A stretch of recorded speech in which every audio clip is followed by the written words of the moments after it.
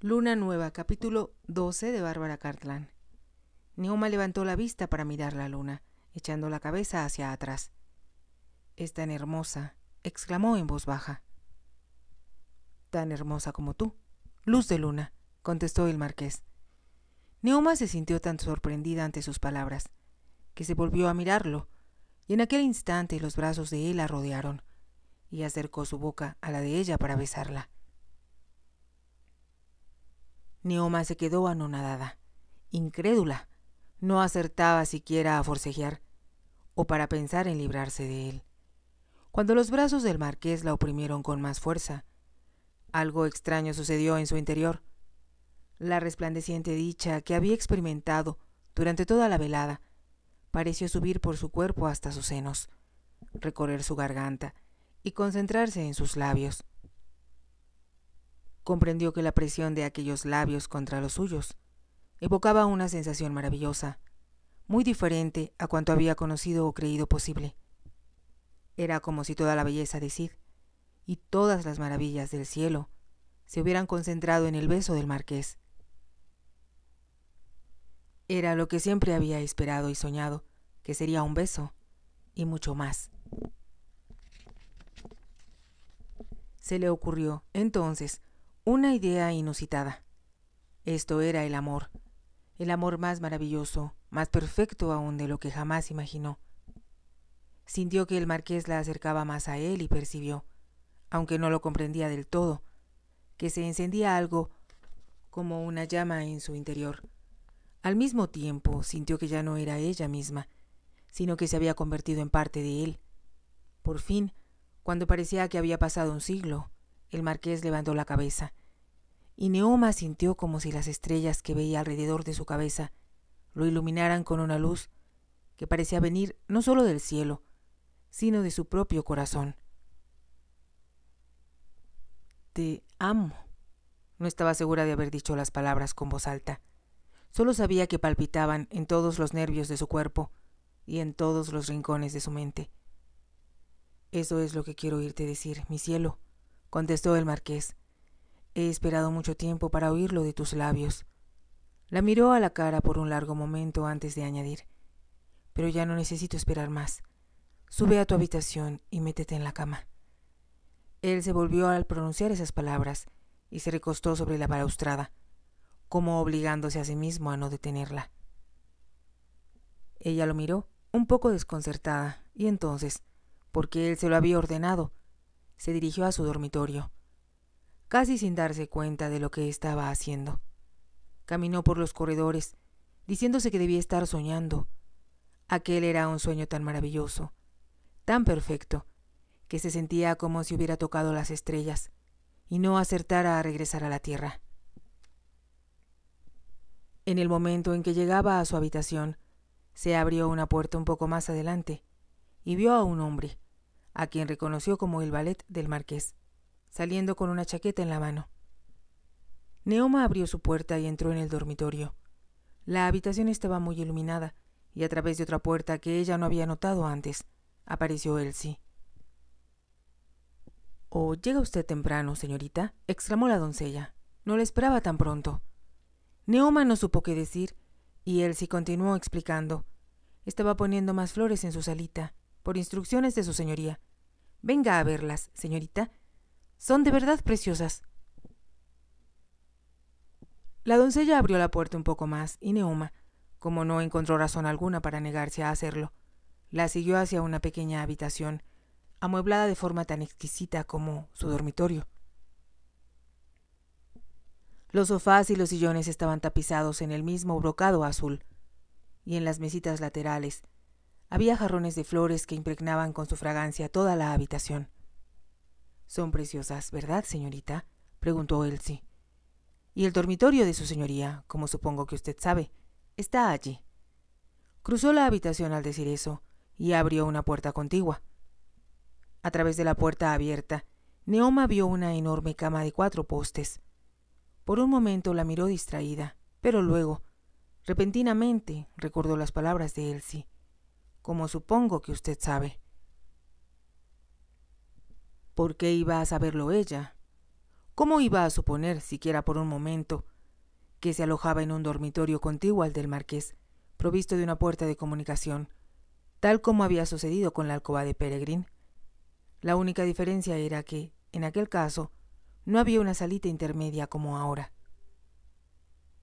Entonces, como si un velo le hubiera sido arrancado de pronto de los ojos, vio a las mujeres de la cena, recordó la forma como los hombres se estaban portando con ellas, y comprendió que cada una tenía una pareja, y que sus dormitorios habían estado adjuntos a los de los hombres, como el de ella estaba ahora junto al del marqués. Como si una intensa luz la obligara a ver y a comprender, supo ahora por qué el marqués la había invitado a hospedarse sola en Sid. ¿Por qué le había ofrecido un regalo tan valioso? ¿Y por qué, después de besarla, la había mandado a la cama? Lanzó un involuntario grito de horror. Salió corriendo de la salita, cruzó el dormitorio, abrió la puerta y se lanzó hacia el pasillo. Había solo un lugar donde quería ir, un solo lugar en el que se sentiría segura, y era la capilla. Le pareció un santuario en medio de un holocausto aterrorizante, y se aferró instintivamente a lo único que podía salvarla. Recorrió los largos pasillos sin dejar de correr, más allá de la oficina del señor Greyston, hasta que, por fin, jadeante, llegó a la capilla. La puerta estaba abierta y, como el resto de la casa, estaba también iluminada. Había en el altar 2 candelabros de 6 velas, todas encendidas. Neoma se puso de rodillas y, aunque hubiera querido rezar, no lograba decir nada ni poner en orden sus pensamientos. En cambio, con los ojos de su mente, como si aquellas escenas estuvieran grabadas con fuego, veía la degradación de las mujeres en la mesa del comedor, el resplandeciente collar de esmeraldas en el cuello de Vicky Vale, la expresión en los ojos de Lord Datchet cuando había tratado de besarla. Todo era parte de una situación que no había entendido, pero que ahora se elevaba como un monstruo para aterrorizarla. La forma como hablaban las mujeres, la familiaridad con que las trataban los hombres, y las cosas que Peregrine había dicho y que ella no había entendido. Todas estaban ahí. Por fin, las palabras que quería decir subieron a sus labios. «Ayúdame, Dios mío, ayúdame. ¿Cómo pude haber sido tan tonta como para haber venido aquí? ¿Cómo no comprendí?» Estaba tan asustada que empezó a invocar a su madre, mientras las lágrimas arrastraban sus ojos y rodaban por sus mejillas. «Perdóname, mamá. Siento mucho haber sido tan tonta. Pero no había comprendido, no me daba cuenta de que había cosas como estas en el mundo». Murmuró las palabras con voz baja, entre ahogados sollozos, hasta que escuchó pisadas a sus espaldas y se puso rígida. Por un instante no pudo moverse. Supo que el marqués estaba allí y se dijo que, de algún modo, tenía que explicarle lo sucedido y hacerle comprender. Volvió la cabeza para asegurarse de que se trataba de él y, con mucha lentitud, se puso de pie y caminó a su encuentro. Una expresión de sorpresa y desconcierto apareció en el rostro del marqués cuando vio los ojos asustados de Neoma y las lágrimas que corrían por sus mejillas. «¿Qué pasó?», preguntó. «¿Qué te alteró tanto?». Neoma casi no reconoció su propia voz cuando contestó. «No sabía, no tenía la menor idea, por favor. Créame, no comprendí lo que usted quería decir cuando me invitó a venir aquí, ni por qué lo hacía». «¿Qué fue lo que no entendiste?». «Lo que hacían esas mujeres, o por qué tenían habitaciones contiguas a las de los caballeros que las acompañaban. Pensé que era solo porque eran amigos, pero ahora sé por qué Peregrine dijo que no podía pagarle a nadie para que viniera con él. A mí me pareció extraño pagarle a nadie para que viniera con él. A mí me pareció extraño, pero creí que era porque ellas, en ese caso, perderían sus ganancias en el teatro». El marqués, que tenía los ojos clavados en el rostro de Neoma, enmudeció de asombro, y Neoma continuó diciendo con una vocecita asustada: «Sé lo ignorante que debo parecerle, pero no sabía que las mujeres podían ser así, o que los hombres como usted pudieran considerarlas atractivas. Fue muy tonto de mi parte. Por favor, perdóneme, pero no puedo hacer lo que usted quiere, porque sería malo, perverso, un pecado. Malo y perverso, repitió el marqués. ¿Me quieres decir que Standish no es tu amante? No, claro que no. ¿Cómo pudo pensar? Empezó a decir Neoma indignada. Iba a decir que Peregrine era su hermano, cuando comprendió que eso lo perjudicaría a él. Claro que el marqués se sentiría escandalizado ante la idea de que él hubiera traído a su hermana a una fiesta donde las mujeres se portaban de una forma tan degradante, y los hombres les pagaban por hacerlo. ¿Me estás diciendo la verdad?, preguntó el marqués. Neoma levantó el rostro hacia el marqués, como si la pregunta la sorprendiera, y al ver la expresión que asomaba a los ojos de él, añadió: no debía haber venido, nunca aquí, con Peregrine. Ahora lo sé, de hecho, lo supe la primera noche que llegamos, pero quería ayudarlo. Por supuesto, él contaba con tu ayuda para robar el pagaré. Neoma se quedó inmóvil por un momento y entonces preguntó: Si yo no hago lo que usted quiere, Peregrine tendrá que pagar. Su voz tembló y sus ojos se llenaron de nuevo de lágrimas. El marqués la miró al contestar con voz calmada: ¿Qué te parece si hablamos de esto mañana? Creo que estás muy cansada y que recibiste una impresión muy fuerte. Él sacó su pañuelo del bolsillo y enjugó los ojos de Neoma, pero su gentileza la hizo sentir nuevos deseos de llorar. Vete a la cama, Neoma, dijo el marqués. Cierra con llave tu puerta, y te prometo que ni yo ni nadie te molestará. Ella levantó la vista hacia él. Sus húmedas pestañas eran muy oscuras y contrastaban con la blancura de su piel. No está enfadado conmigo. Claro que no. Solo desconcertado porque, como tú, he sido en extremo tonto. Ella lo miró asombrada y él agregó: Deja de preocuparte por todo eso esta noche.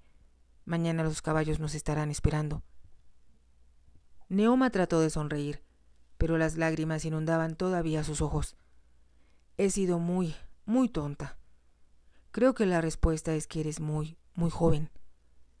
¿Por qué nadie me habló de estas cosas?, preguntó Neoma, y su voz se quebró. Quedamos en que lo olvidarías hasta mañana. Ven, te voy a acompañar hasta el pie de la escalera. Creo que no tendrás problemas en llegar a tu habitación desde allí. Enlazó su brazo al de ella al decir eso, y la condujo por el corredor hasta el vestíbulo. Al llegar al pie de la escalera, tomó su mano y se la llevó a los labios. Buenas noches, Neoma. Que duermas bien, dijo. ¿Quieres que cabalguemos antes del desayuno o prefieres esperar hasta después? Me gustaría cabalgar temprano. ¿Te parecería bien a las 7:30? Estaré lista. Ella miró al marqués a los ojos por un momento y sintió que algo ardía en su interior, como había sucedido cuando él la besó. Como tuvo miedo de sus propios sentimientos, subió corriendo por la escalera sin volver la vista atrás y descubrió que le costaba trabajo respirar hasta que llegó a su dormitorio. Cuando volvían a Sid a través del parque, Neoma se olvidó por un instante de su montura para volverse a mirar al marqués. Era como si lo viera por primera vez. Había bajado esa mañana sintiéndose muy tímida. Tenía mucho miedo de descubrir en su rostro aquella expresión de desprecio y de desdén que la hacía sentirse tan insignificante. Al meterse en la cama la noche anterior, no había podido evitar el echarse a llorar desconsoladamente. Luego recordó el beso que le había dado el marqués y el éxtasis indescriptible que le provocaron sus labios. Hizo a un lado sus lágrimas y su desdicha y solo pudo pensar en los maravillosos brazos que la transportaban a las estrellas. Después se dijo, desolada, que se había sentido así solo porque era ignorante e inexperta. Para el marqués, ella era solo otra Vicky Vale, o cualquiera de las atrevidas mujeres a quienes había besado antes. Cuando se durmió, soñó que se veía a sí misma corriendo por largos pasillos, sin encontrar lugar alguno donde esconderse. Sin embargo, cuando él sí llamó a su puerta en la mañana y ella la hizo entrar, se sentía muy emocionada porque iba a cabalgar de nuevo con el marqués. A pesar de ello, le resultó difícil bajar por la escalera y enfrentarse a él. El marqués le dio los buenos días con voz tranquila, y cuando ella se adelantó y salió a la luz del sol, sintió que el rubor cubría sus mejillas, cuando él la levantó para colocarla en la silla. Él no dijo nada, se limitó a acomodarle la falda, y a ajustar el estribo. Luego montó su propio caballo y empezaron a trotar como lo habían hecho siempre, avanzando bajo la sombra de los árboles, hasta que llegaron a una llanura donde pudieron galopar. Tal vez esté enfadado conmigo. Quizá me mande a Londres este mismo día, pensó Neoma, pero al menos disfrutaré la alegría de esta última cabalgata. En el fondo de su mente seguía latente el temor de que, a pesar de lo prometido, el marqués hiciera pagar a Peregrine las 2000 libras, porque ella no había cumplido su parte del convenio. Como no comprendí lo que él quería decir, se dijo desolada. Un pensamiento insidioso asaltó su mente. Tal vez, si el marqués le hacía el amor, eso sería tan maravilloso como había sido aquel beso. Se sintió escandalizada consigo misma por pensar tal cosa, pero el pensamiento persistió, y ello acrecentó su timidez. Cuando, al regresar, Sid apareció frente a ellos, resplandeciente a la luz del sol matutino, el marqués preguntó: «¿Te gustaría cabalgar de nuevo esta tarde?». El corazón de Neoma dio un salto. Él no tenía la intención de hacerla marchar inmediatamente, y ella quería quedarse, hablar con él, aunque tenía mucho miedo de lo que él pudiera decir. «Sería maravilloso, si eso es lo que usted quiere también. Hay un lago en la parte sur de la propiedad que tú no has visto todavía. Algunas veces acuden allí aves raras, como gansos canadienses». «Me encantaría verlos», contestó Neoma. Continuaron cabalgando y cuando llegaron a la casa, el marqués dijo: «Es más tarde de lo acostumbrado, así que quiero que desayunemos inmediatamente, antes que subas a cambiarte. Debo confesar que tengo mucha hambre». Neoma no tenía hambre, porque todavía sentía oprimido el corazón. Sabía que le costaría trabajo probar bocado, si bien no se atrevió a decir nada al marqués. Se quitó la chaqueta de montar que se había puesto esta mañana, porque sentía un poco de frío. La dejó en una silla al pie de la escalera y siguió al marqués al pequeño comedor. Había la acostumbrada hilera de fuentes de plata, y todas contenían suficiente comida para una docena de personas. El marqués le sirvió un plato de huevos revueltos con setas cuando ella se sentó a la mesa, y Neoma bebió unos tragos del aromático café, esperando que, de una forma mágica, hiciera desaparecer su timidez. Se sentía intensamente consciente de la presencia del marqués cuando se sentó frente a ella, y se preguntó si él habría pensado durante la noche en el beso que se habían dado y si, después de todo lo que ella había dicho, querría volver a besarla. «¿No estás comiendo?», comentó el marqués, interrumpiendo sus pensamientos. «Hay muchas cosas que quiero mostrarte hoy, y no quiero que te desmayes en el camino por falta de alimento». Neoma sabía que le estaba gastando bromas, pero contestó muy seria: «No haré tal cosa. Ante todo, debemos ir a las caballerizas. Sospecho que los caballos que todavía no has visto se están sintiendo muy olvidados». Neoma iba a decir que eso era algo que ella quería hacer, antes que nada, cuando la puerta del comedor se abrió con violencia y Peregrine entró en la habitación. Neoma se sorprendió tanto al verlo que, por un momento, se quedó mirándolo atontada. Por fin exclamó: «Peregrine, ¿qué haces aquí?». Peregrine estaba mirando al marqués y había una expresión en su rostro que Neoma nunca había visto antes. «Debía matarlo», exclamó furioso, y sus palabras retumbaron por toda la habitación. Neoma se puso de pie. «¿Qué estás diciendo? ¿Qué sucede? Y me preguntas qué sucede cuando te encuentro sola aquí con este demonio», contestó Peregrine con la cara congestionada por la ira. Neoma trató de hablar, pero la voz se le ahogó en la garganta, y Peregrine continuó diciendo: «¿Qué crees que sentí cuando Datchet me dijo que te había visto salir de Londres hacia Sid? Y me preguntó cuánto había pagado este sinvergüenza por ti». Peregrine aspiró una gran bocanada de aire antes de añadir: «Hasta tuvo el descaro de decir que ofreció el doble de lo que yo había recibido por ti». «Peregrine», gritó Neoma, horrorizada. «Reconozco que todo es culpa mía», continuó diciendo él, «por traerte a este foso de iniquidad, para empezar. Pero jamás esperé que fueran a hacerme ofertas por mi hermana, como si fuera una vil prostituta». Miró iracundo al marqués, que no se había movido desde que el muchacho entrara en la habitación, y Peregrine continuó diciendo, como si no pudiera contenerse: «No soy tan tonto como suponen ustedes. Cuando Datchet me dijo eso, comprendí con exactitud lo que había pasado. Usted obligó a Neoma a pagar su precio, por un pagaré que no valía el papel en que está escrito.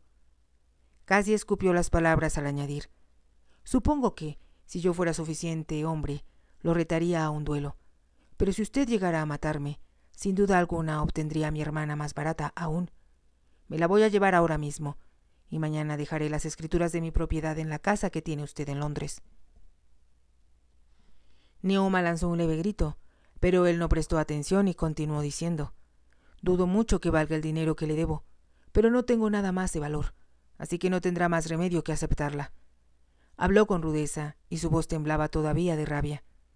Neoma se había acercado a él mientras hablaba, y él la tomó del brazo y empezó a caminar con ella hacia la puerta. Vamos, dijo, no voy a permitir que te quedes bajo este techo ni un momento más. Peregrine, protestó Neoma. Nos vamos ya, insistió Peregrine. Su tono era tan autoritario que ella sintió como si él hubiera cambiado por completo. Ya no era el hermano que siempre había amado y cuidado, sino un hombre enérgico, a quien veía por primera vez. Si te ha gustado, te invito a que te suscribas, a que me regales un me gusta y actives la campanita para que puedas seguir escuchando esta historia y muchas más. Gracias.